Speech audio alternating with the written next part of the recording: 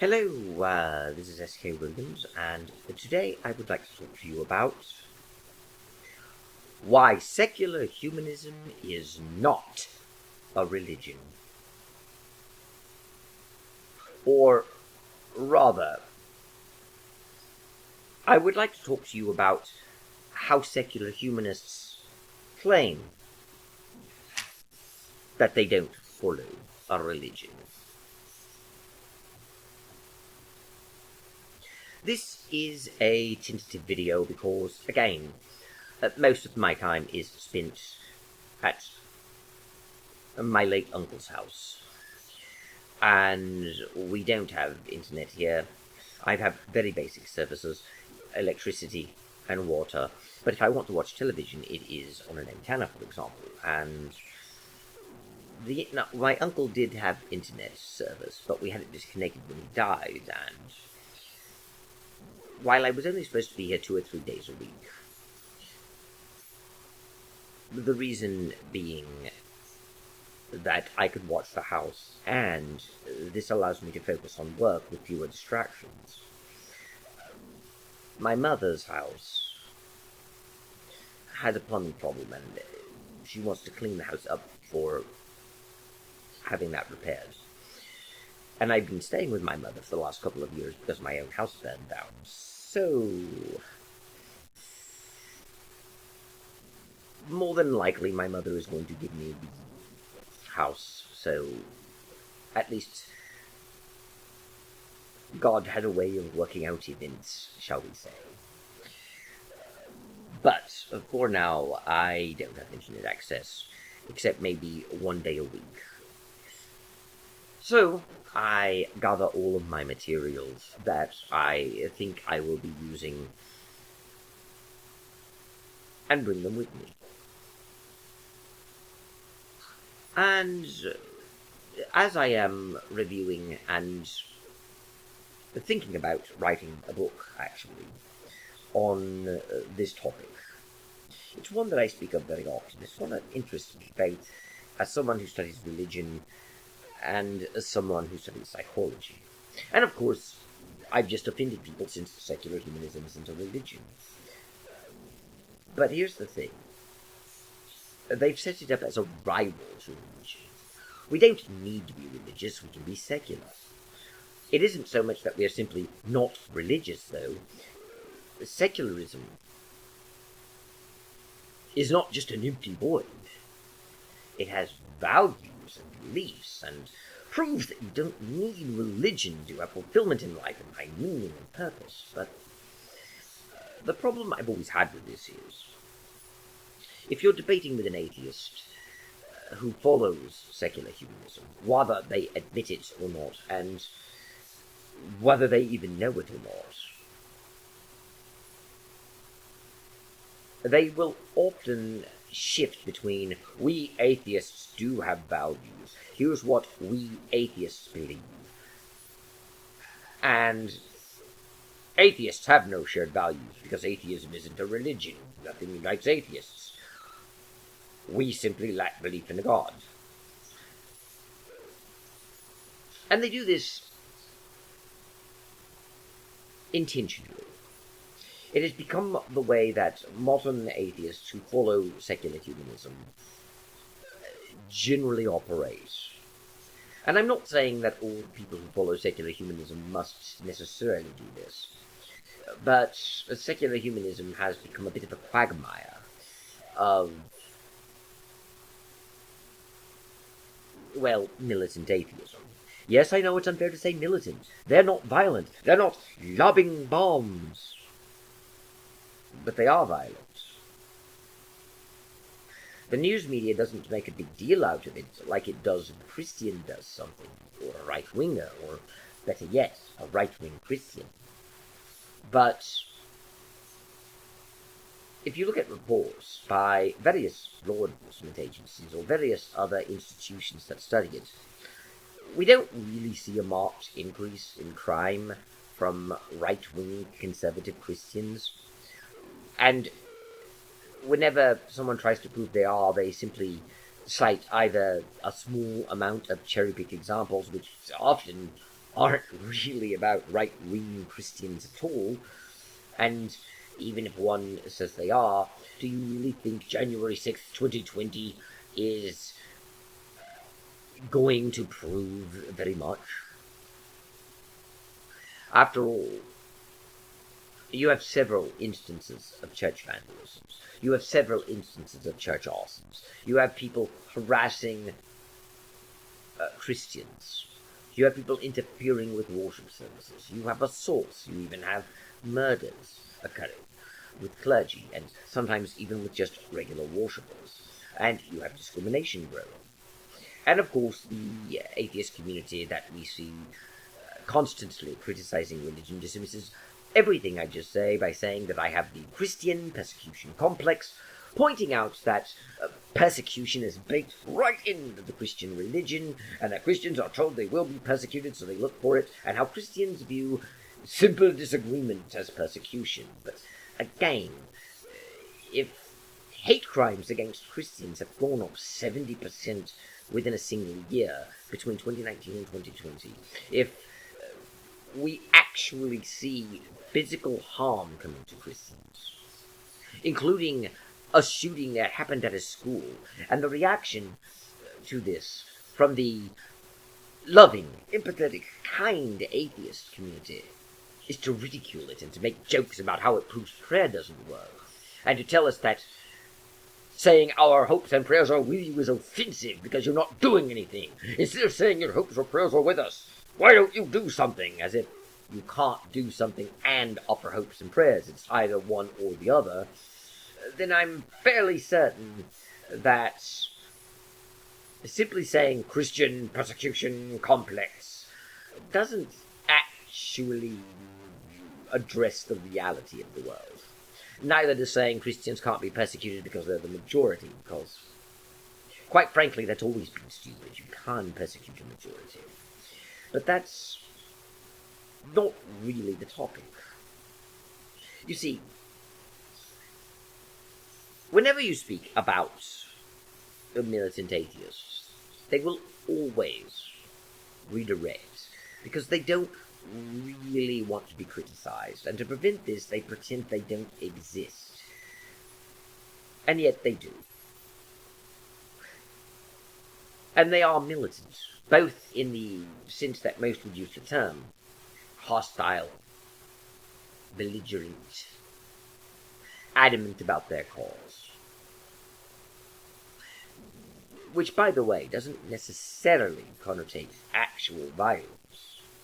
But in this case, many of them are turning to violence, and even the ones that don't are justifying said violence.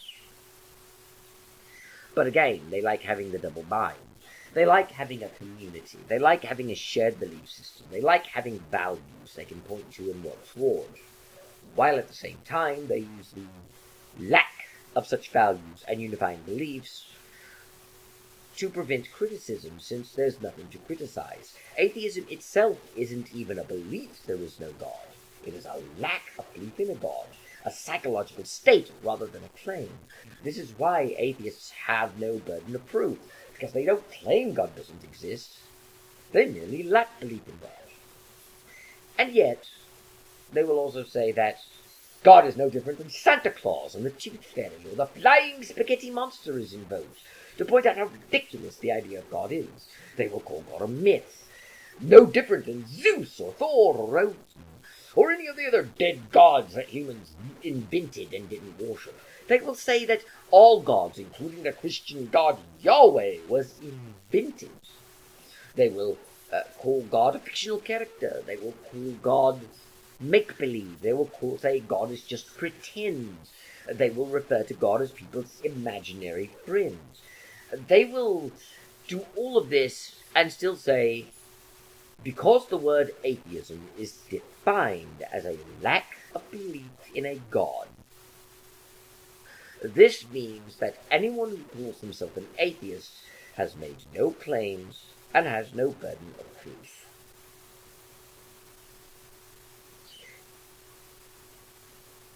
Even if the atheist were to outright say, God does not exist, The atheist has made no claims, and the atheist has no burden of proof. So in a world where Phil Zuckerman is the chair of secular studies, a field he invented, where you can study secularism and secular thought, and it centers around the idea that there is a tradition of secular thought with shared secular values. We should nevertheless understand that secularism has values and beliefs that we should hold, but we should also, at the same time, accept that it has no values, and is simply neutrality toward religion, and that secularists make no claims. It looks like they're saying it makes no claims, is neutrality toward religion, and that atheism itself is a lack of belief, purely to avoid having to address questions and to deflect any sort of criticism. But in reality, atheists like Richard Dawkins, or Sam Harris, or Christopher Hitchens, or Daniel Dennett are or were all secular humanists. Steven Pinker is secular humanist. Lawrence Krauss is a secular humanist. Richard Carrier is a secular humanist. And whether or not you actually belong to an organization, more than likely, you are a secular humanist if you are part of the atheist community. All of the popular atheists you see on YouTube or other video sites or that run internet websites, the ones that are really popular, like Matt Dillahunty or Aaron Ra, at least they were very popular a decade ago. They're still popular, but not quite as much so as they used to be. Or all the others, like the Prophet of Zod, or the genetically modified skeptic, or the cosmic skeptic. They're all secular humanists. Ahmet Mehta, the friendly atheist, is a secular humanist. And with him, he does belong to an organization. You see, he's president of the Secular Student Alliance, which states on its own website that it exists to promote humanist values. The late Dr. Hector Avalos was a secular humanist. He even stated so in his manifesto, since he wanted education to promote humanist values and to discredit religion. And he managed to get someone denied tenure based on their religious beliefs, specifically based upon that manifesto. But of course, pointing that out is just an example of the Christian persecution complex, isn't it? In fact, a lot of the popular YouTubers or popular atheists are members of organizations that are either connected to each other or partner with them constantly, based upon having shared principles and beliefs. And many people are actually members of more than one.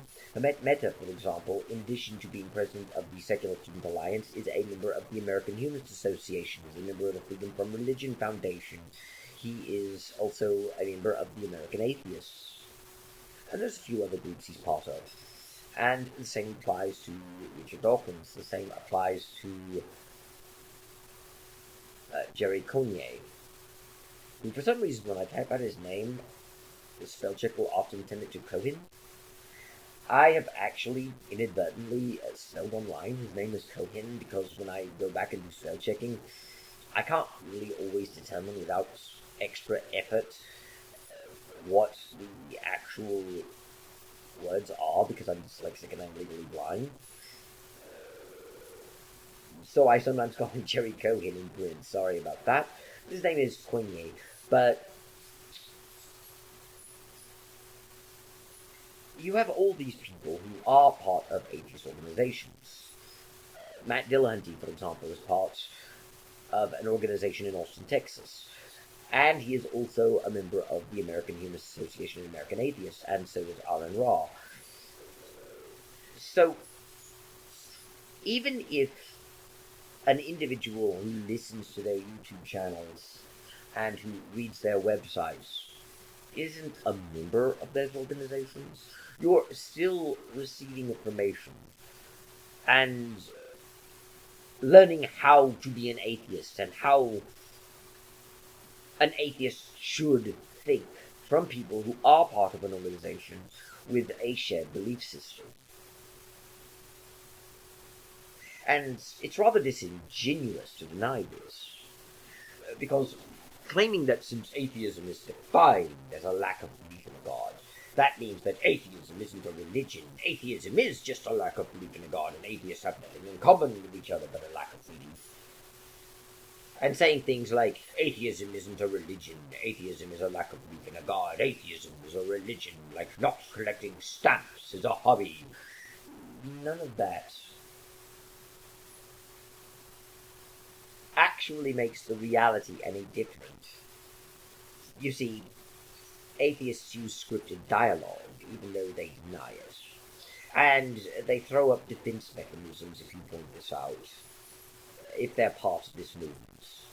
Like accusing people of the Gish Gallop, which was named after a Christian apologist who on Gish, and they usually use it on people like me because, on the one hand, if I tell something like I just did, and don't actually present examples, then I have shown no evidence, and I'm a typical religious person who expects people to believe things with no evidence. And it proves how irrational religious people are, and it proves how bankrupt their claims are. But if I list only a single example, they can dismiss it as isolated. And in trying to illustrate that they use scripted dialogue, you would, by definition, need to use more than just one slogan, because one slogan could very well be just a common expression. You have to actually show how the conversations would go with them. But they take each individual isolated example that you're using, not as evidence that is being used to construct a single argument, but as an isolated argument itself, accuse you of doing the Gish Gallop, and because you're using the Gish Gallop, that makes you a dishonest Christian apologist, and they don't have to address every single argument. You're obviously trying to win the attrition, since the Gish Gallop is when you throw out arguments without regard for how strong or valid they are, in the hopes that your interloper will not be able to address each argument, and they will be able to say, aha, you didn't address these arguments that I made, that means you have no answer. And it proves how dishonest they are, since they're trying to win by attrition, and you could have just not noticed it, or not had time, and oh, we evil, evil Christians, look how dishonest we are. And of course I'm doing the Gish Gallop, and once they accurately and validly identify my evil tactic as doing the Gish Gallop, they don't have to address every argument, because they have recognized that I am simply trying to win by attrition by throwing out several arguments. And again, even if I'm only making one argument, they will say, Gish Gallop! And once that is said, it's a magic word that instantly absolves them from having to address what I'm actually saying. And that is why the Gish Gallop exists. The Gish Gallop exists not because they're identifying something people really do, but just as an excuse to avoid having to confront the reality. Which is also why, when I talk about this topic, it takes me forever to get to the actual point. Because I have to front-load all of these things before I actually get to the point, since if I don't, they will be using all of these tactics. And if I put these explanations at the ending where they would, according to the dictates of good form, belong, well, people aren't listening to me, because they'll just listen to the front part, say I'm doing the Gish Gallop, and ridicule me, and if someone else listens, they will only be listening until they get to the part where I start doing the Gish Gallop, or some other logical fallacy that they accuse you of, whether or not you're actually doing it. And the real point, keep in mind, is that they deny secular humanism as a religion. But it is. And on the Center for Inquiry's site, I read an article critical of John Gray, and I would like to get a few articles and perhaps his book, and I do have a book by him, before I go into detail about it, I know that means that I'm not answering questions because I know I'm wrong, or some other stupid excuse like that, but again, I plan on revisiting the topic later. I simply do not have the resources to do this one specific thing now. This one specific thing is what prompted me to make this video, and this one specific thing, while important, is not the main focus of this video. So, I am speaking of it in conversational terms. I am not pretending that I am going to be using only exact quotations, and I am also not trying to be actually specific in detail, because I'm talking about a broad principle. And the video is not about John Gray. So even though what I'm saying will be dismissed because I don't go into detail, I've already explained why. So, of course, now I'm going to have to take care of the other excuse that will be used on me before I move on. Why didn't you just wait until you had all the materials before you began? Well, again, the video is not about John Gray. I am going to wait until I get the materials before I make the longer video. And this one is about general observations. You see, I know what you're going to say in advance. Not because I think I'm a mind reader, so even though I know you find it hilarious that I think I know your beliefs better than you do, bear in mind, part of what I'm saying is that this is scripted dialogue, and repeating a scripted dialogue that I must think I'm a mind reader, and how you find it hilarious that I think I know your beliefs better than you do, won't actually convince anyone that it's not scripted now that I've actually said this. And neither will attempting to salvage it by saying, I don't find it hilarious, I find it sad that you're so pathetic, or some other insult like that. Because you only do that because I've already spoiled this part, and it's a way of running me down and discrediting me. You see, your community has become bullies, but it's also very predictable. And it's predictable because it is scripted, and because the people in it don't learn critical thinking, don't learn logic, don't learn reason, don't learn evidence-based thinking. They simply learn how to insult people, and tear them down, and bully. Which brings me to the point. Finally, after 23 minutes, I can get to the point. Well, 24 probably, because of the necessary preambles. You see, I was reading an article on Inquiry, and I actually went there this time because I'm also doing a bit of a video series on slavery and a few other historical claims they make. And they were critical of John Gray and his reasons for rejecting secular humanism. And another article I read was one in which they denied secular humanism was a religion. And between these two articles, they also mention Wallace versus Jeffreys in 1985, a Supreme Court case which they claim was about Christians trying to get evolution out of schools, which is misrepresentative, but not the topic here. The topic here is whether or not secular humanism is a religion, and they say it's not. And they are also critical of what John Gray said in regards to why he rejected it. But at the same time, much like they do with everything else, in order to argue against what John Gray said, they have to misrepresent what he said. And because I don't have John Gray's materials in front of me, and I would have to speak broadly and generally, they would accuse me, had I not told them that I was working in such a circumstance,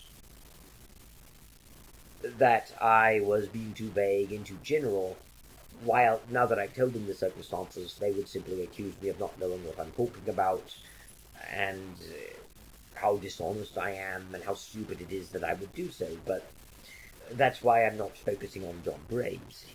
However, just because I don't have his book that I own with me, or any of the other books that he wrote, or the articles or videos or such, doesn't mean I don't remember what he said. I just don't remember it word for word, and probably would not quote him.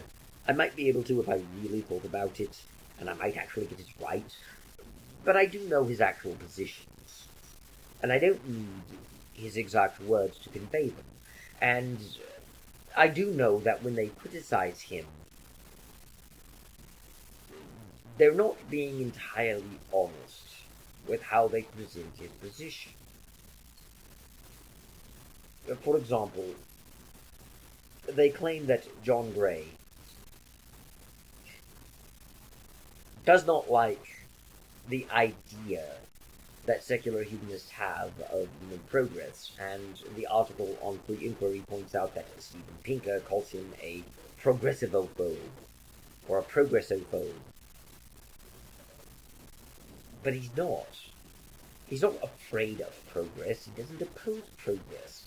The point he was making was that this ardent belief in progress and advance in humanity is not justified. That isn't the same thing as claiming that progress doesn't exist, or that it is bad, or that it is evil. It is not being a progressophobe, as Pinker said. So, right off, I knew in this article that they weren't going to be honest with Dr. Gray's position. And yet, they felt confidence in what they were saying.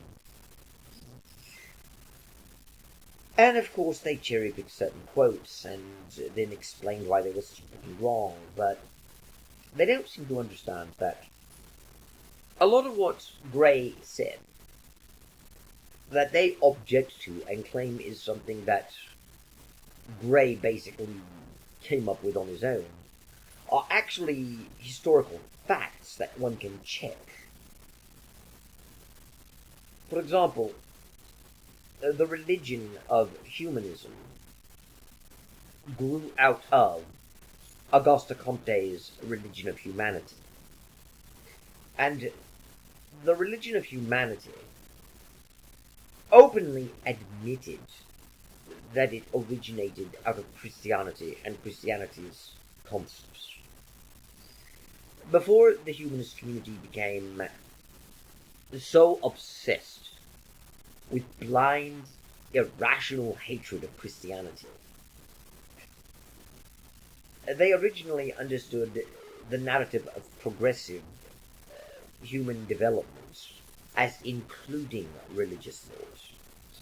One of the problems that exists when dealing with secular humanists insisting they don't follow any form of religion, and with their adamant refusal to accept that Christianity in any way influences their beliefs, is this disconnect from the historical realities, and this would include the historical concepts that went into the development of secular humanism.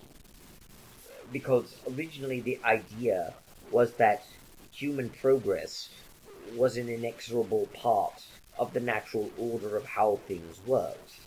And the general idea was that we went from primitive savages worshipping nature spirits to worshipping a plethora of gods, to finally whittling it down to one god, seeing monotheism as progress.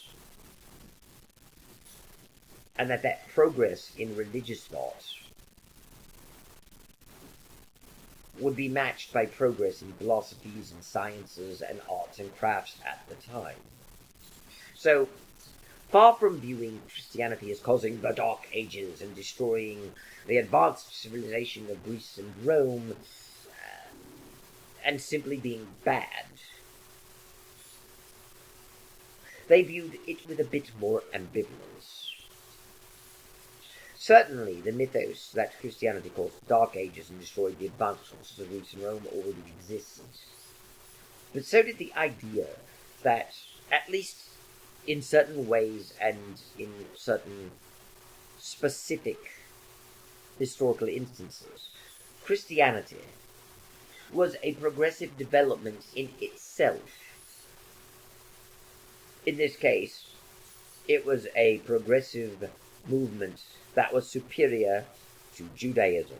And before you talk about my Christian anti-Semitism, I'm not talking about my beliefs, but the beliefs of the 19th century rationalists and freethinkers who are coming up with this. And you can check their work. For example, if you go online and look for the titles in the Thinker's Library, most of them are in the public domain now, and most of them can be found on various sites like Project Gutenberg or the Internet Archives or various other sites that one can go to find free ebooks. And you can very easily find that what I'm saying was in fact stated by people in those works, or by other works that were released by the Rationalist Press Association in the 19th century. And you can look up other 19th century pre-thought books and see this very clear narrative. Their idea was that the Jewish religion was more primitive than Christianity.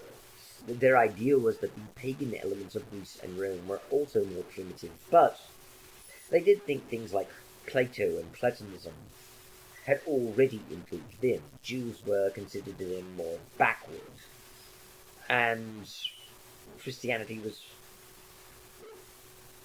reflective of a slower moving progress within Judaism toward other ideas. They also didn't think every idea necessarily moved at the same pace. They believed that Judaism had embraced monotheism, which was a superior form of understanding the world than polytheism was, while the Greeks and Romans remained polytheistic. And they had a number of explanations for why that was, which I don't want to go into here, since this video will already be long, and it's not the main focus. It is an interesting topic of discussion, though, and I may discuss it one day in the future.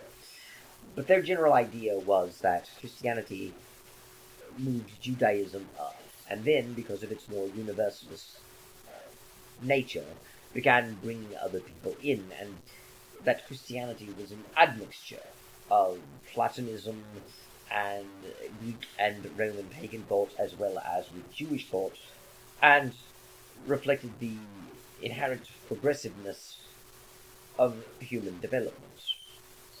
But they also argued that the time had come for it to fade away. And that would include moving from having gone from having multiple gods to having one god, to finally no longer even having that. No god at all.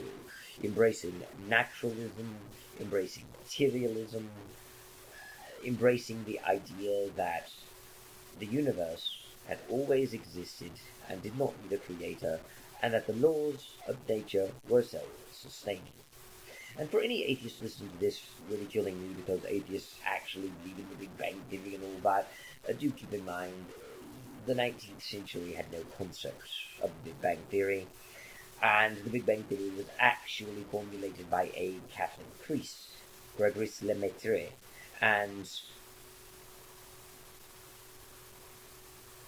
it really was not well received at first by the rationalists, precisely because it said the universe had a beginning. The argument back then was that the universe had simply always existed, and that it always would exist, and that all that happens is a delicate balance where matter and energy flow and exchange from one place to another. But while they understood that there was a concept of entropy, they believed that the raw material stayed the same and that there was some sort of balance that counteracted entropy, so that while any given system will eventually run down, new ones will always be created by these forces, which were not fully understood, but which one day science, reason, and progress would answer. But they knew with absolute certainty that this was the way the universe worked. that it was simply eternal and self-creating. There was no beginning of time, there was no end of time. It was simply a self-existing universe that simply always was. And that operated on such a grand cosmic scale that you had forces that worked as a balance and counterbalance that maintained the entire eternity of it. The Big Bang Theory, of course, dispensed with that idea. And this is relevant because the idea of an eternal self-existing universe was itself used as an argument against the existence of God, both hypothetically and actually. Primarily, it was used to counteract the first cause argument, which states that everything we see in the universe came about due to earlier things and events, and if you went back in time, you would see a cause that caused another cause that caused another cause. But as there can't just be an infinite regress, there has to be a first cause or a prime mover which began the process. And this has to be something that was not created and that was not caused, an uncaused cause, which began the entire affair going. And the argument basically was that since the universe had always existed in a steady state, then it simply isn't true that we need a prime mover. There is no reason why there can't be an infinite regress, why there can't be an infinite history just as there would be an infinite future, and why the forces of the universe can't be so balanced as to maintain itself indefinitely in a steady state. Hence the term steady state theory. And it was also phrased often as a fact. Actually, they would say, science has proven the universe is self-sustaining. Science has proven that the universe has no beginning or end. And of course, the primordial atom theory, which later became known as the Big Bang Theory, casts aside all of these elegant arguments that were being used to support the steady-state universe, and there were elaborate arguments. Again, I don't have time to go into all of them because it's not the focus of the video, but I do need to make it very clear how the thinking was, and what they were thinking, and how this led to the modern state of affairs. You see, in the view that was being held in the 19th century free thought movement and in the rationalist movement, you have this idea where evolution was primarily a force that led to greater and greater improvements.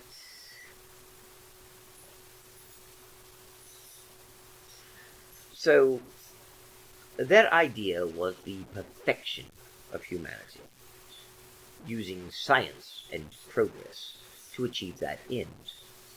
Indeed, the entire rationalist movement, the free-thinking movement, as well as Auguste Comte's religion of humanity, were all bound up along with left-wing political views of today, like socialism. Indeed, socialism is even written into the founding works of humanism, including the Humanist Manifesto of 1933. And if you look at the lives of the people promoting it, many of them were socialists. This is why, for example, that even though atheist websites will claim otherwise and insist that eugenics was founded by a Christian minister, Thomas Malthus, and was actually a creationist pseudoscience, that while evolution teaches that we have all come about through a process of evolution, that inherently relies on natural selection, eugenicists reject the existence of natural selection and believe in artificial selection instead, and other nonsense like that, in order to say that it was actually the Christian church pushing eugenics and the Christians who promoted it, while, of course, the atheists rejected it. In reality, the eugenics movement was mainly promoted by the rationalists, and you can see that virtually all of them that embraced rationalism and free thought, and that embraced humanism, promoted eugenics to one degree or another. George Bernard Shaw, for example, promoted eugenics, but so did the venerable Bertrand Russell. So did H.G. Wells. So did Charles Bradlaugh. So did Carl Pearson. So did John Dewey. So did Charles Francis Potter. So, in fact, did most of the signers, if not all of the signers, of the Humanist Manifesto. John Dietrich supported eugenics, for example. You also have Raymond Bragg, who is often called a Christian and a theist, who was a minister in a Unitarian church, so that you could claim that humanism is actually a philosophy that's compatible with all religions, and it's not a religion in itself, since a Christian minister who believed in God wrote the Humanist Manifesto. Of course, the manifesto is explicitly atheistic, saying that the time for theism, deism, and new thought have passed, and that we should embrace a material universe, and how the universe was self-created and not created by something else.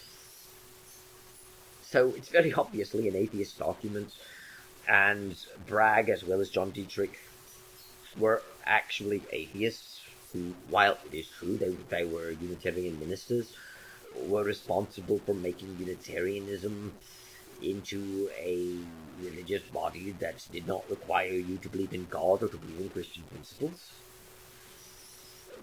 But that's sort of the thing. A lot of early humanists were Unitarians, and a lot of humanists did go to Unitarian churches. But the Unitarian Church was changed to suit them rather than them being Christians believing in Christianity. They had changed humanism into a more humanist direction. They couldn't quite get it to go in the direction they wanted it to go fully, though. And this is why the Church of Humanism was founded, and it is the earliest chapter in the American Humanist Association when it was created, by the way. And I believe it is very easy for one to visit it if one wishes to and is in the area. But that's the point. They called it a church. And this is because they believed that it went from primitive animism and belief in nature spirits to belief in a plethora of gods, but that were still fewer than the nature spirits and much better defined, to belief in only one god, to atheism and materialism. They believed that Christianity was a stepping stone toward a progressive development, and that while Christianity was obviously inferior and obviously had beliefs that were wrong, that were being superseded by the new humanist religion they were founding, that nevertheless Christianity also got things right. And it was less that Christianity was wrong and humanism is right, and more that Christianity was bringing forth truths that humanity was ready for, and that humanism brought even more truths, so now Christianity is obsolete. This is why Moses and Jesus were both included in the statues and murals in the National Secular Society, for instance. So, when you actually look at how these things developed, you will see that they didn't really have an idea that there was a discontinuity with themselves and Christianity, and that they were something wholly new. they understood themselves as coming out of Christianity. And you don't really need to take my word for it. I hope you don't, because I can't go into detail in this video. I'm hoping you actually look up things that were released by the rationalist press at the time. Because it's fairly obvious that this was a consistent theme. And that, dear friends and dear listeners, is exactly why the modern-day secular humanists who insist they're not religious aren't quite being as honest with the situation as they claim. And one way in which they are dishonest is the inconsistent way that they use words. And one good example of that would be the linguistic sleight of hand. And this one is in particularly irksome because when you really look at what they said and contrast it to how they treat other people in regards to this, it is blatantly obvious that they're being hypocritical. I have seen it numerous times them getting angry that people were conflating atheism with secular humanism, and I myself have been the focus of their ire, for I would dare conflate secular humanism with atheism.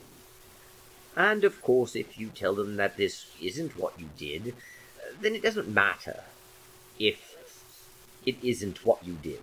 What matters is that you're a liar because they said you're a liar, and they will call you a liar. I've been called a liar by them numerous times. But therein lies the rub. You see, they don't like me conflating atheism and secular humanism, or any religious person doing so. But then they do exactly the same thing.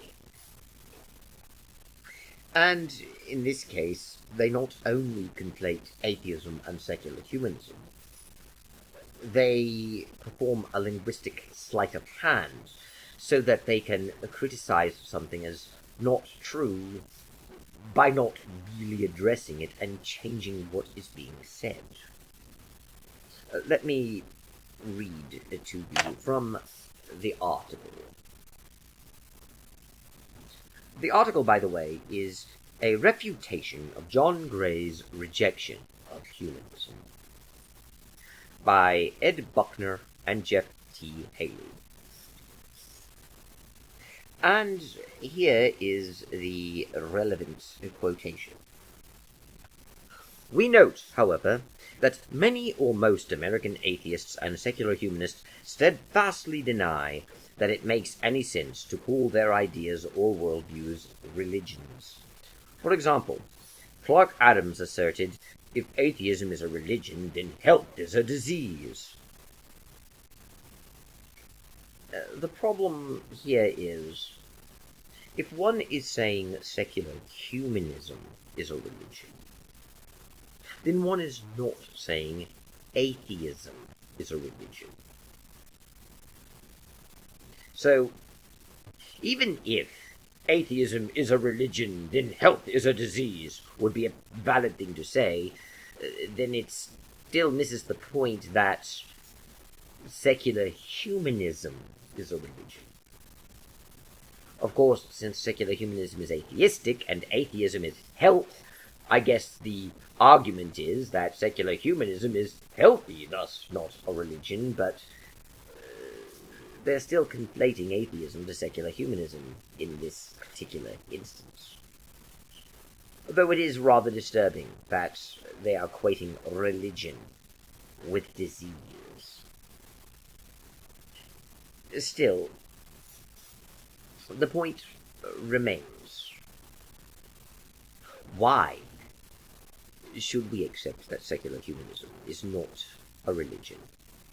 And it turns out that it's because of a cherry-picked definition that someone found in a dictionary once, and refuses to even consider might not be saying what they say it does, or what they think it means, and certainly they have to be using the one and only dictionary definition that exists, that cannot be contested, since dictionaries determine reality.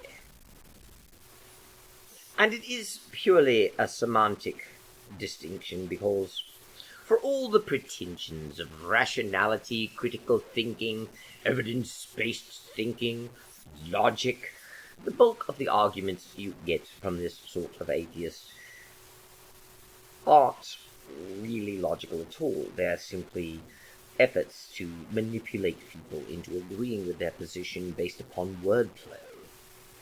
And that is exactly what they do in this article.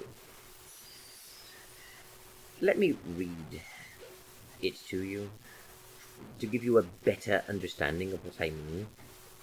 The article is Secular Humanism, Not a Religion, written by Ronald A. Lindsay, Nicholas J. Little, and Thomas Flynn. Litigation always carries risk. First of all, the risk of losing one's case, but also the risk that a court decision will bring unintended consequences. The Freedom from Religion Foundation discovered that in Hain versus Freedom from Religion Foundation in 2007. The suit challenged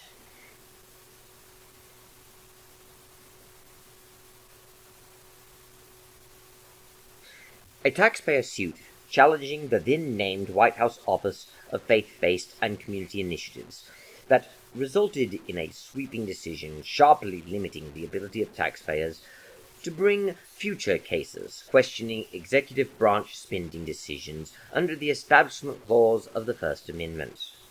On October 30th, 2014, the American Humanist Association had what may prove to be a similar experience. In American Humanist Association versus United States of America, a federal district court in Oregon ruled that a prisoner had a valid legal claim when he alleged that prison officials refused to authorize a humanist study group. So far, so good. However, in reaching this conclusion, the court bizarrely ruled that secular humanism is a religion, when the nature of secular humanism was never even an issue in the case. Of course, the judge may have been persuaded to reach this conclusion because, in its arguments to the court, the AHA vigorously contended that humanism is a religion and made no effort to distinguish its brand of humanism from secular humanism. Let us consider something here. They say the court bizarrely ruled that secular humanism is a religion, but then admitted that in the arguments for the case, humanism being a religion was actually argued.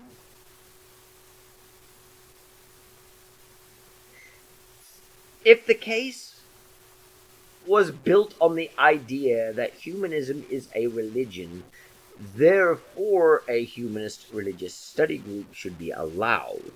And if that humanist study group was studying the principles of secular humanism, then is it logical to come to the conclusion that secular humanism is not a religion?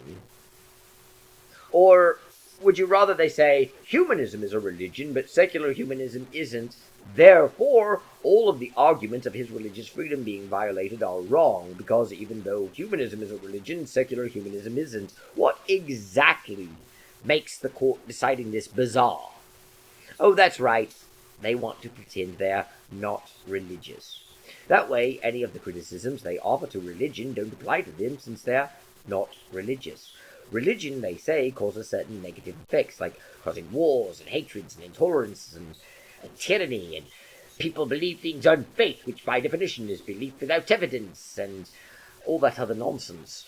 And yet, we can't apply that to us because we're secular humanists. We are not religious. Religion causes it, not our non-religious life stance. Come now, come now, come now.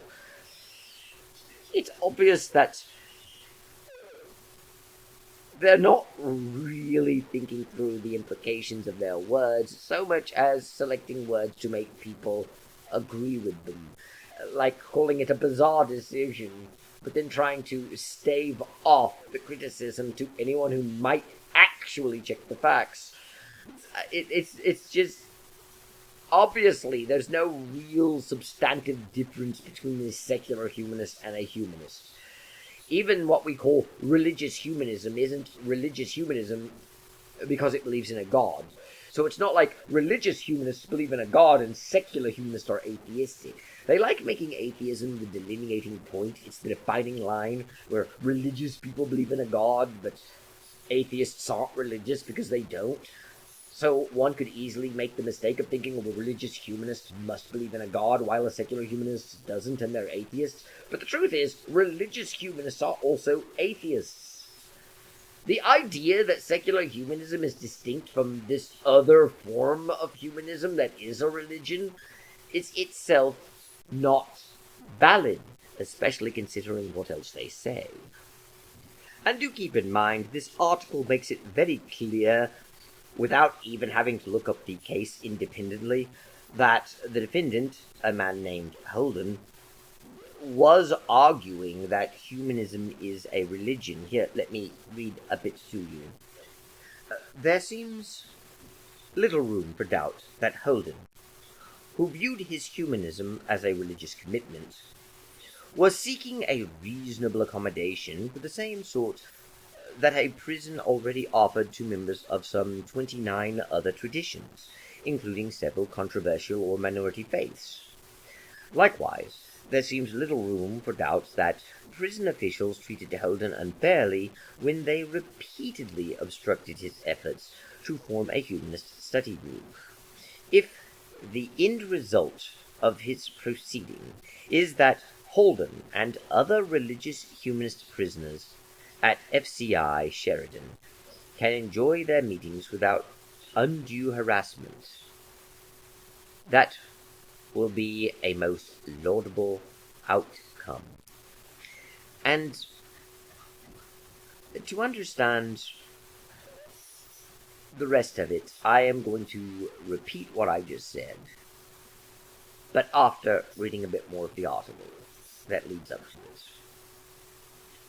Jason Michael Holden has been an inmate at the Federal Corrections Institute at Sheridan, FCI Sheridan for short, in Oregon since 2010. A self-described humanist.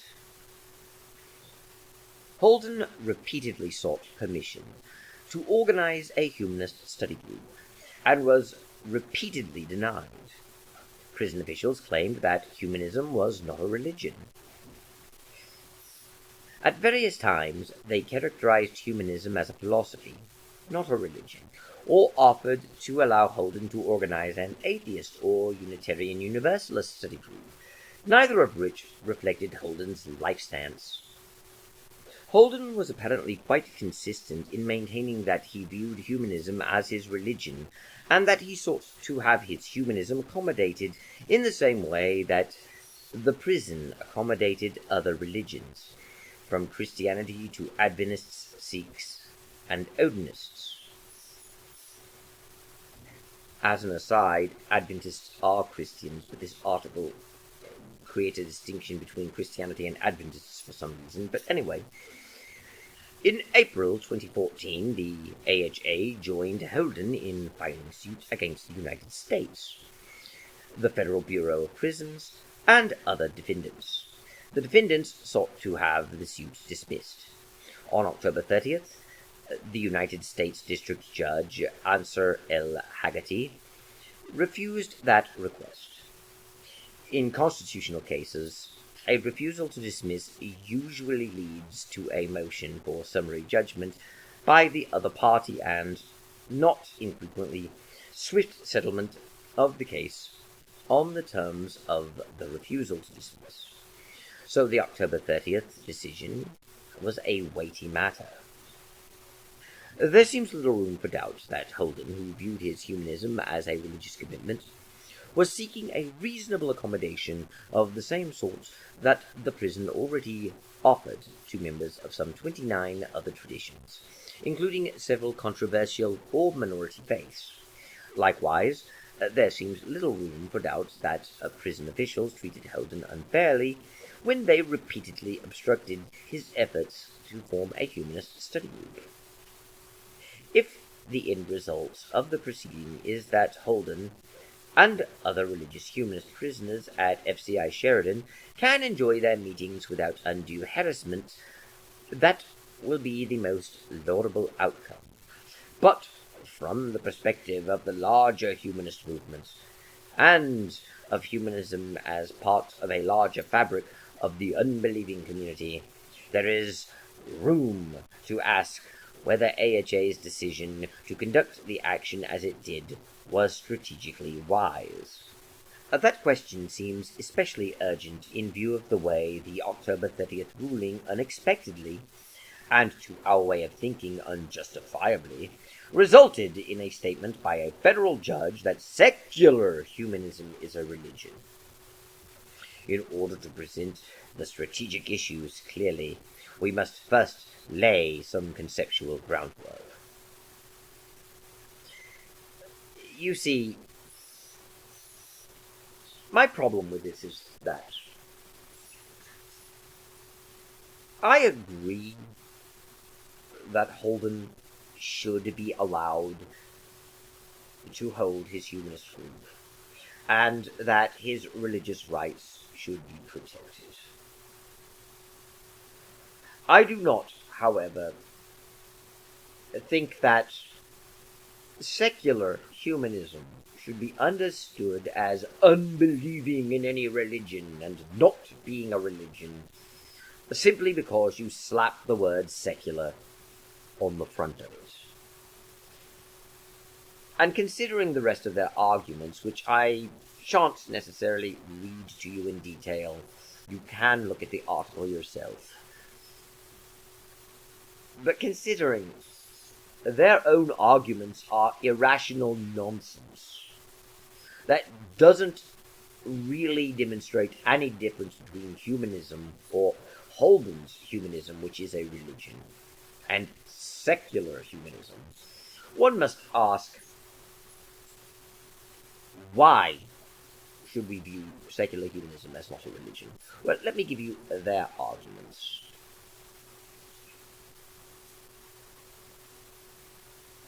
And I will be quoting from the article here. Used without a modifier, the term humanism is almost unworkably broad. It encompasses literary and artistic traditions such as Renaissance humanism and literary humanism, as well as philosophical or religious points of view.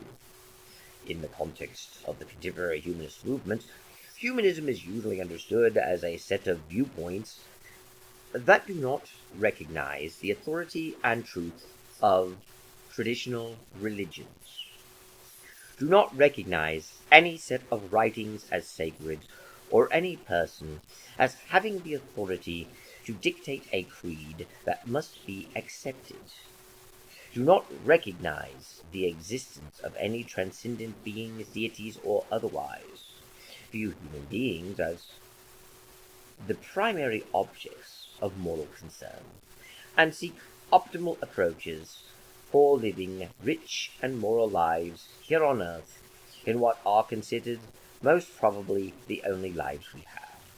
This humanist community, itself quite broad, can be divided further into three principal strands.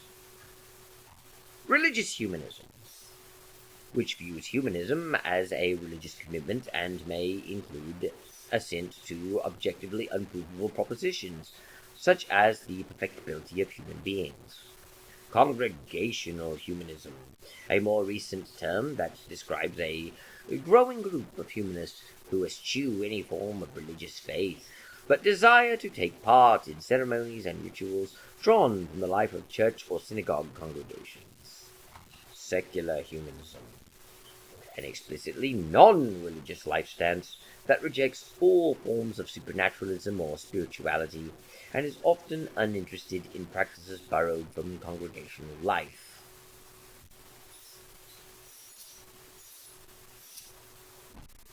Let's not kid ourselves here. There is no difference between religious humanism and secular humanism. After all we have to do is go back to the other article. You know, the one I was reading from earlier. The one that is titled A Refutation of John Gray's Rejection of Humanism by Ed Buckner and Jeff T. Haley. You know, that article? You see, both of these articles are from the Center for Inquiry. Both of these articles are actually from an organization that exists out of a merger of two other organizations, one of which being the Richard Dawkins Foundation, and the other being the Council for Secular Humanism.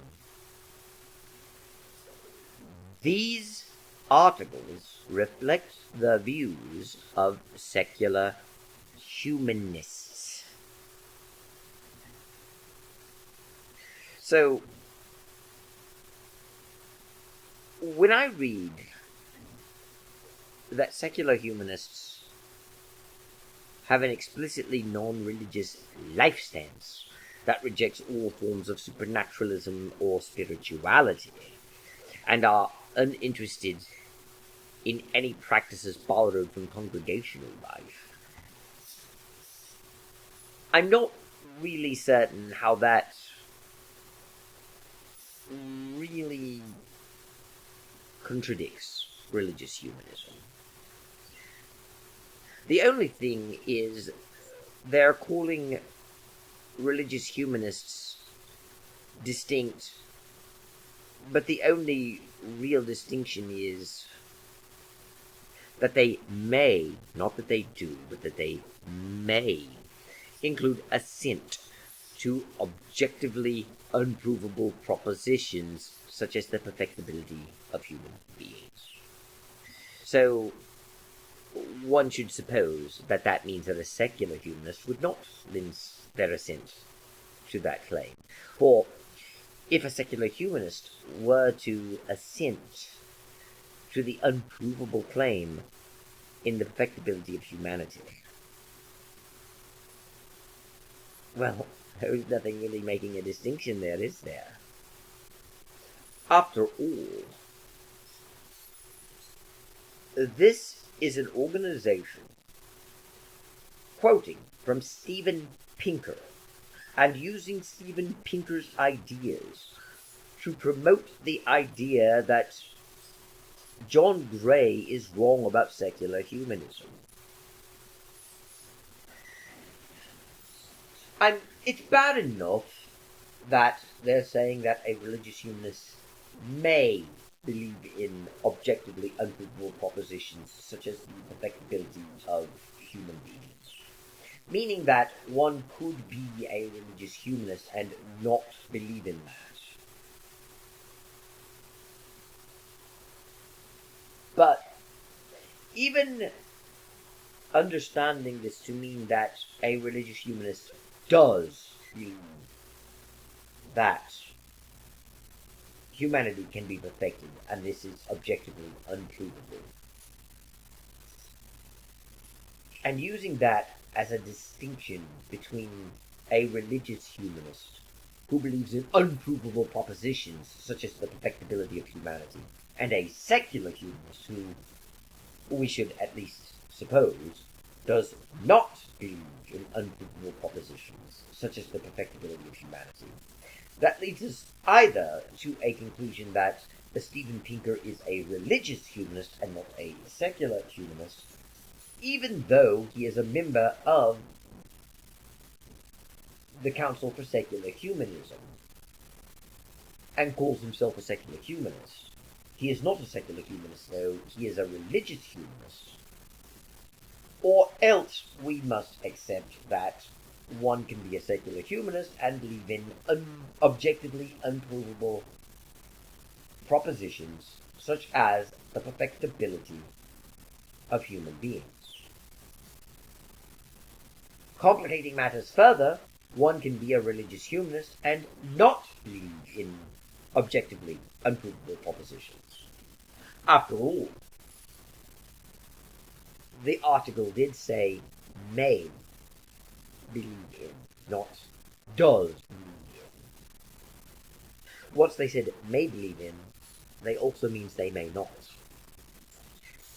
So, on the one hand, we have religious humanists who may or may not believe in unprovable propositions, such as the perfectibility of human beings, and on the other hand, we have demonstrably shown that certain secular humanists believe in the objectively unprovable proposition about the perfectibility of human beings.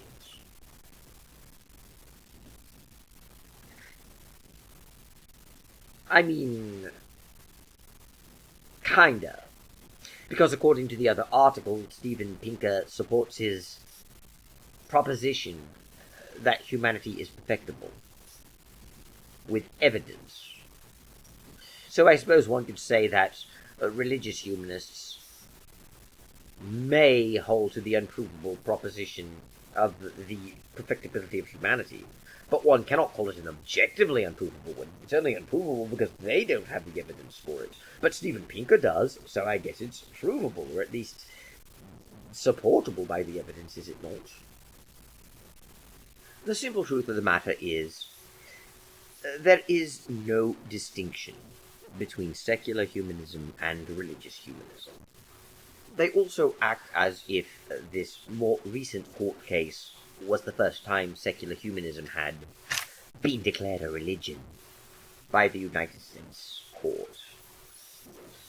In reality, of course, secular humanism had already been declared a religion by several different court cases. I don't recall which one exactly was first, mainly because I don't recall the name of it. I actually recall some of the details of what the case was about, but not which one was actually first. But the actual first case to do so was in the 1970s. So it's actually been true that, according to the rulings of the United States court system, the secular humanism is a religion for far longer than the Holden case. And again, I will remind you, I fully agree that Holden should have a right to his religion, including the humanist religion, and I think it was wrong for the prison to deny this.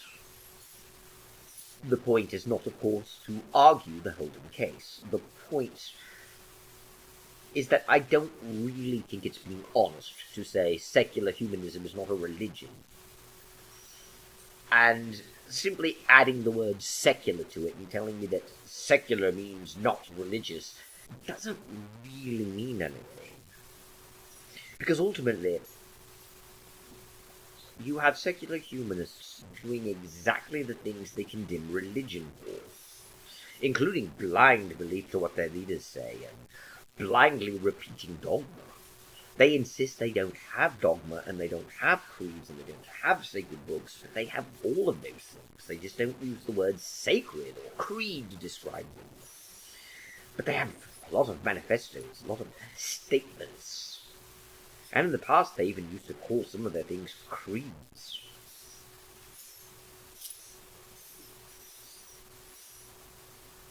In reality, though, the distinction between secular humanism and religion only exists in the semantics and the words they choose to describe them, and only exist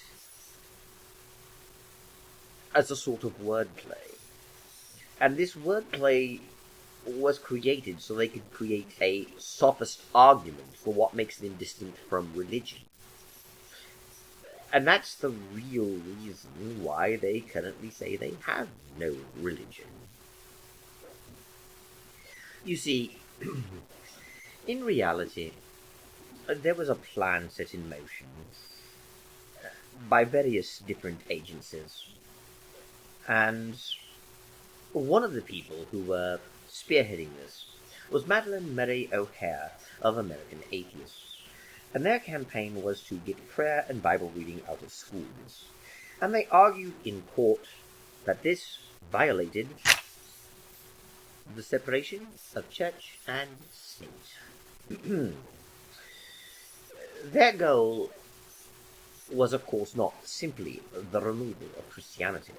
Their actual plan was to get Christianity removed from the schools, and then to get the textbooks to be written from a humanist perspective, and to start holding humanist courses and classes. And then something happened. Because humanism was a religion, the first time they attempted to get a textbook into the schools that was explicitly humanist, they were sued. And on the same First Amendment grounds that they had used to remove Christianity, humanism was removed from the schools. In addition, there were a few other problems that cropped up by claiming humanism is not a religion. And to be fair, as these things are given to be, there is a complexity to history. There were some who didn't want the word religion applied to them for other reasons, such as how the propaganda they were using was very anti-religion, at least in word, if not in deed. So really, the only reason humanism, or secular humanism, is not a religion is simply because they want to create a distinction. They want to be allowed to teach secular humanism in schools in a way that Christianity could not be. They want all of our laws in this nation, or any nation, to be based on the principles of secular humanism, in a way that, if one is in America, as I am, one could not do with Christianity. Oh, certainly they claim Christians are doing this, especially these days with the Christian nationalism narrative. And we've had for a very long time now the claims that Christians of a certain political bend, mostly seated on my right and not on my left, wish to take over the United States and implement a dread theocracy with all the talk of how they want a real-life Handmaid's Tale Republic of Gilead, or how they wish to implement a theocracy like Iran and Saudi Arabia, but under Christian Sharia law. And all that talk has been around for quite some time now. So they are claiming that Christians are passing laws based on their religion. The recent overturn of Roe versus Wade, for instance, is seen as a success and a victory for Christian nationalism, a victory for theocracy. But at the same time, they always claim that those are violations of the Constitution, so that they are wrong, not simply because the actions are immoral, but are actually illegal and should not be allowed under the Constitution. While at the same time, they want all of America's laws based upon their secular humanist beliefs and values. And they claim that theirs would not violate the Constitution. So, let's not kid ourselves about what the real goal is. Especially since the goal was much more openly admitted to in historical works. Which is why they like dismissing historical works. They do so with John Gray as well, which is itself bizarre. considering John Gray as a historian. But they claim that him using long-dead humanists is somehow out of bounds, even though they themselves have the same beliefs that these long-dead humanists had. One of which, by the way, was Julian Huxley, who wanted to implement a one-world culture and a one-world religion. And I realize that sounds like a conspiracy theory, and especially from a Christian who believes the Antichrist will lead the one-world system at the end times and all that, but do keep in mind, I'm not a dispensationalist, and if that word means nothing to you, it means I don't believe that the rapture will come, and then the 7 years tribulation and all that. I'm not really one who thinks that it is necessarily bad to have a one-world government. And I'm not even necessarily saying it would be wrong to have a one-world religion on its own. And I'm not even saying that, even though as an abstract idea it wouldn't be wrong, we know from Bible prophecy it's going to be evil and all that. I'm saying I don't believe in the prophecies you think I do. I'm simply pointing out a historical fact, and this is a rather simple thing to look at. All you have to do is look at the original charter for UNESCO that was written by Julian Huxley. He explicitly states what the goal of UNESCO is, and the goal of UNESCO was to create a one-world culture with a one-world religion. And he called that religion evolutionary humanism. All one has to do is read the document. For example, reading from UNESCO's own founding document entitled UNESCO, Its Purpose and Its Philosophy, 1946, written by Julian Huxley. You get this. As we have seen earlier, the unifying of traditions in a single common pool of experience, awareness, and purpose is the necessary prerequisite for further major progress in human evolution. Accordingly, although political unification in some sort of world government will be required for the definitive attainment of this stage, unification in the things of the mind is not only also necessary, but can pave the way for the other types of unification.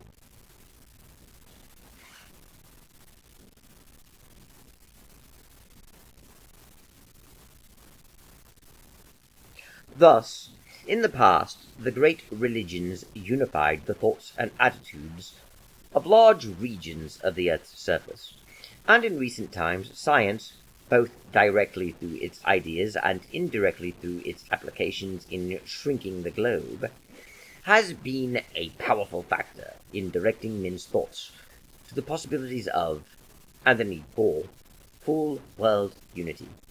Special attention should consequently be given by UNESCO to the problem of constructing a unified pool of tradition for the human species as a whole. This, as is indicated elsewhere, must include the unity in variety of the world's art and culture, as well as the promotion of one single pool of scientific knowledge. But it must also eventually include a unified common outlook and a common set of purposes. This will be the latest part of the task of unifying the world mind. But UNESCO must not neglect it while engaged in its easier jobs, like that of promoting a single pool of scientific knowledge and effort.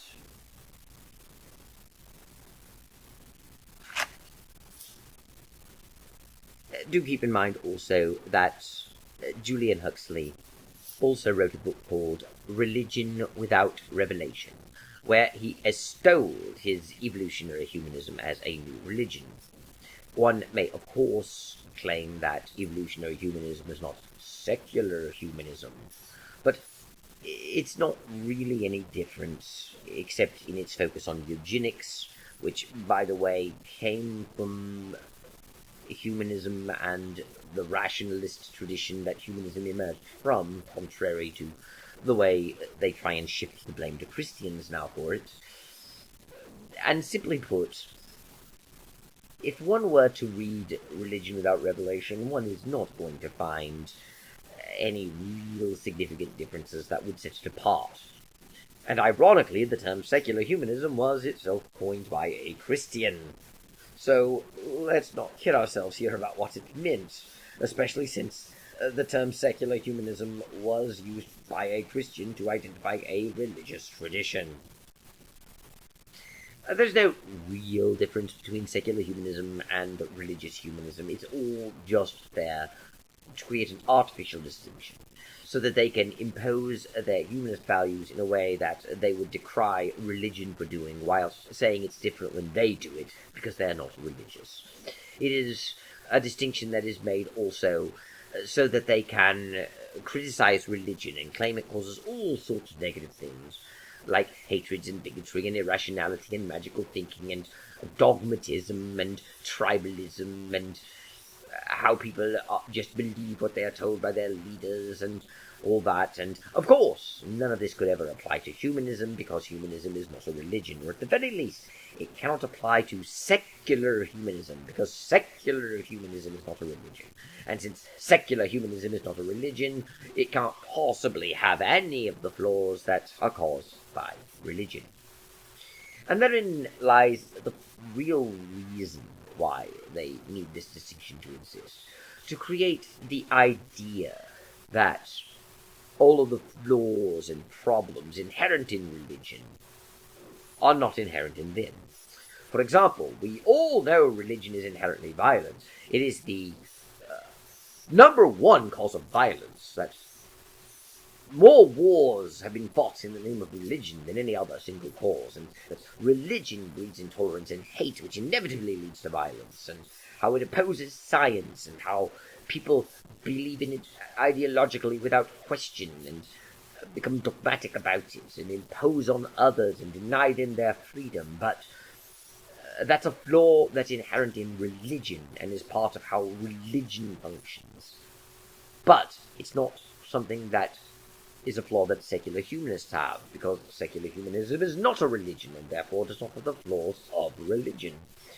And it's there just to generate that illusion, because we all know it's not really true. We all know that secular humanists, while they need not be violent, could be violent, and they could be violent specifically in the promotion of their secular humanism. They could use violence and coercion to force people into it, or to get rid of people who refuse to become secular humanists. And we've seen this happen before in the Soviet Union, which, in spite of claiming that no one has ever killed in the name of atheism, you had people being killed in the name of atheism, and to spread specifically humanist ideas. And when you look at the bare facts that the American Humanist Association, as well as its offshoots, would not exist without Soviet aid, since the American Humanist Association received funding from the Soviet Union via the American Communist Party, or the Communist Party USA. It becomes rather harder when you learn history to really create a distinction between communism and secular humanism.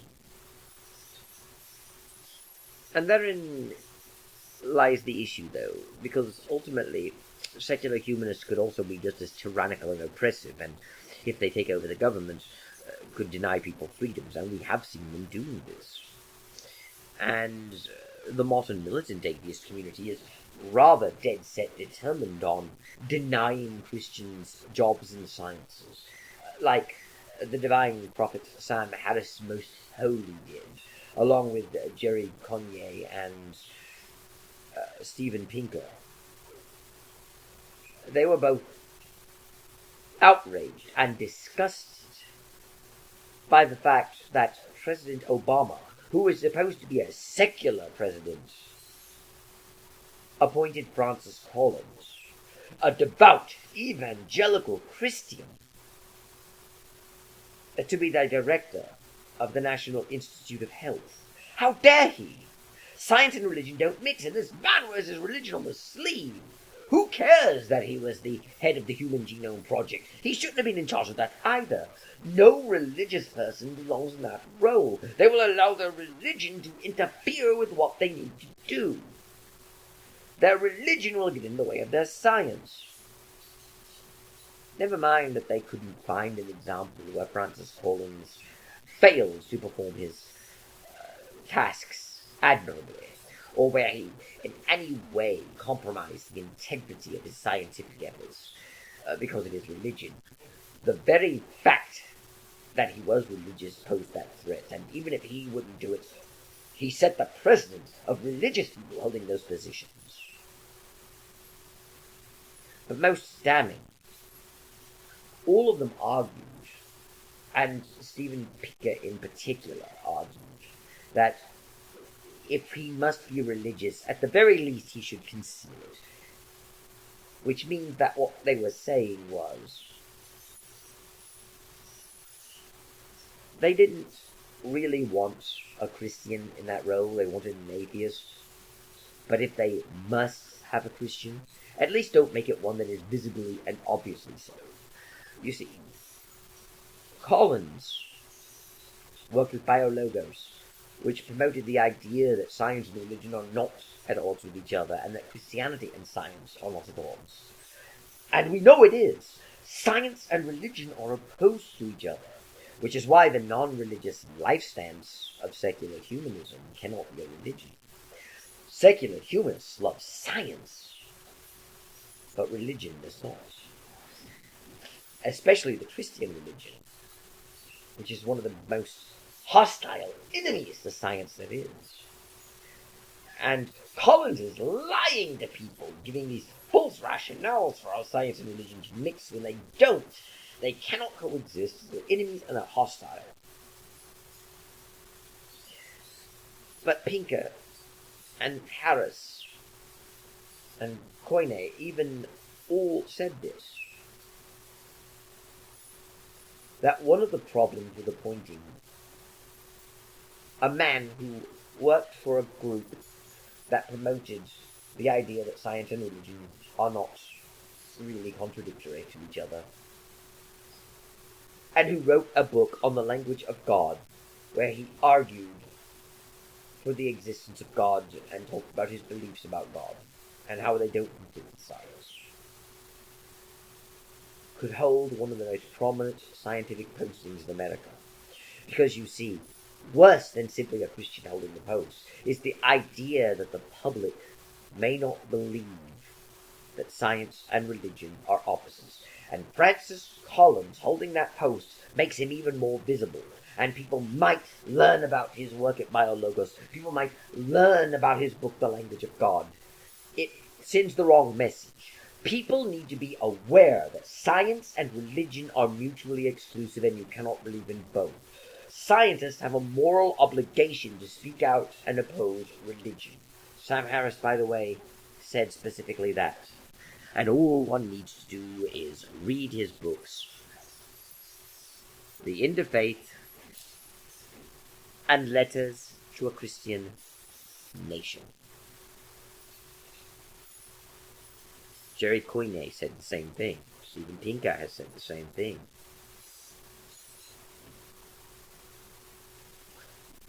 So really, the worst part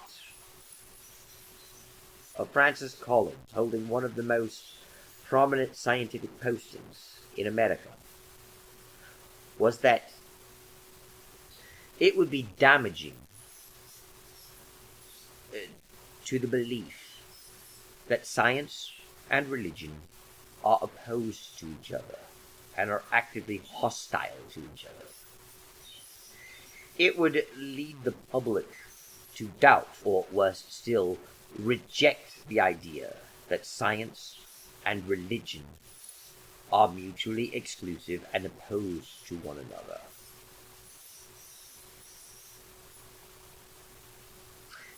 In other words, it went against church dogma, and they are fearful that people will not believe in their religious doctrine that science and religion cannot mix. The idea that religion imposes its beliefs and dogmas and doctrines by law and force of government, and that secular humanism, because it is not a religion, would not allow that to occur, is undermined by the fact that people who are secular humanists, like Jerry Connier or like Steven Pinker, or I believe like Sam Harris even, would never do that. Then again, we also have the late Hector Avalos, who managed to get one Dr. Gonzalez denied tenure based solely upon his religious beliefs, and who wrote a manifesto saying that academia should be used to teach people that religion is dangerous and wrong, and that academia should be used to promote humanist principles. Of course, if humanism is a religion, then that would be hypocritical. You're not saying that religion is evil and we should be humanists. You're saying that humanism is the one true religion and all other religions are wrong. No, humanism can't be a religion. No, it can't be. It's all about justifying the situation you see.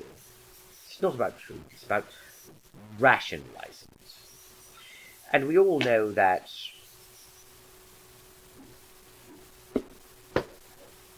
just as the Soviets had done, the people who are pushing this narrative would not hesitate to do exactly what the Soviets did as they took over.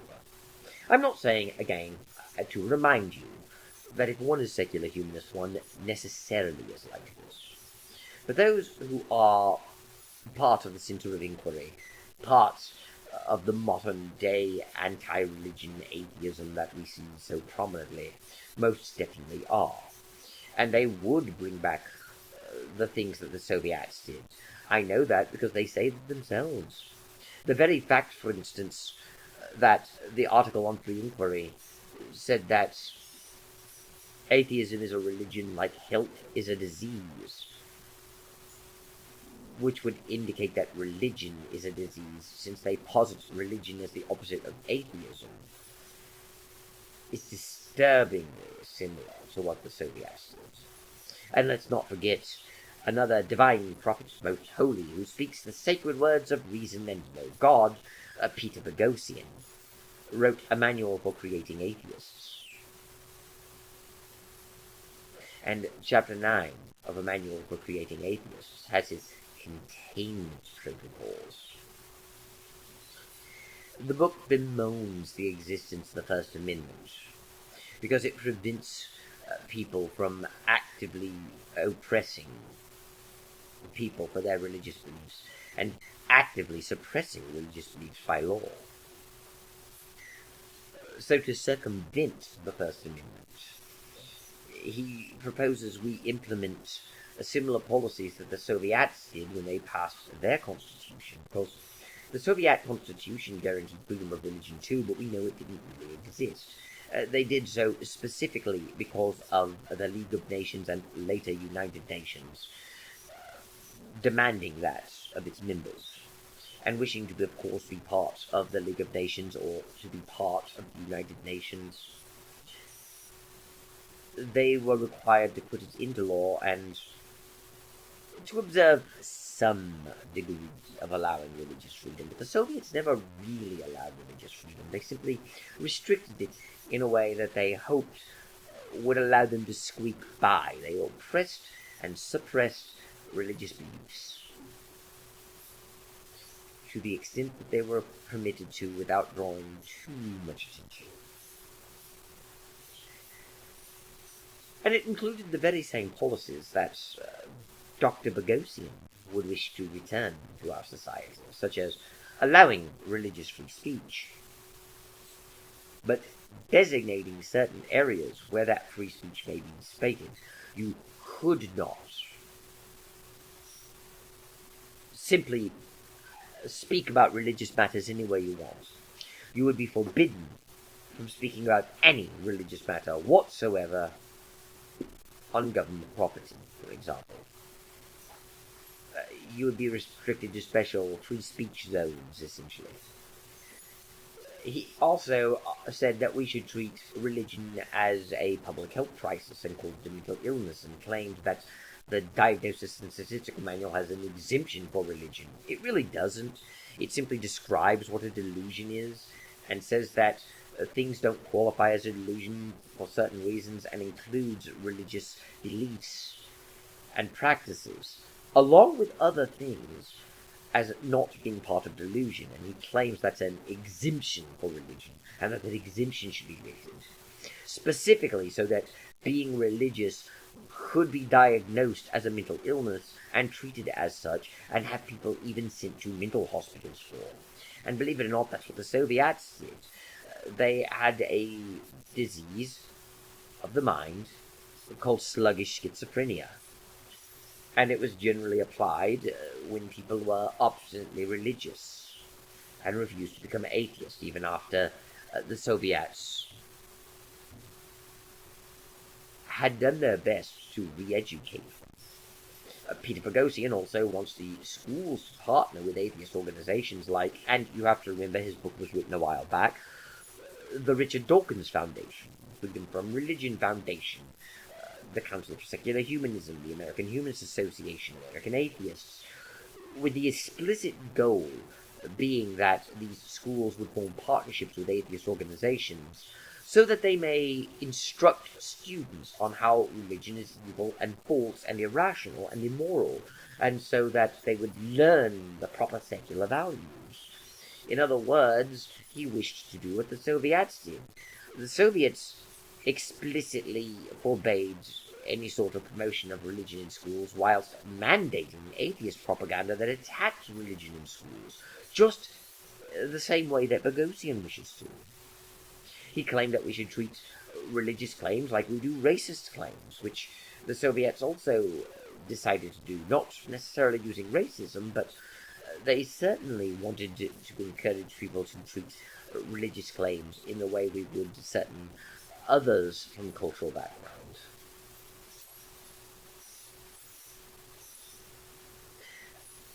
So what's the difference? And why should I believe that secular humanists aren't trying to impose their beliefs by law? Why should I believe they're not trying to discriminate? Because of some statement about Christian nationalists? Keep in mind, even if what they were saying about Christian nationalists were true, and they wished to overthrow the secular government and implement the dread theocracy and all that, that would not make them innocent. It's not like if Christians, or at least certain Christians, are guilty of this, then they are not guilty of it. And yet I predict that that is how they would respond. I don't really think I need to go on, though, because I think the point has been made. They are what they claim they are not. They do what they condemn. And ultimately, they follow a religion. Having said all of this, I shall now take my leave. But thank you, God bless, and a goodbye.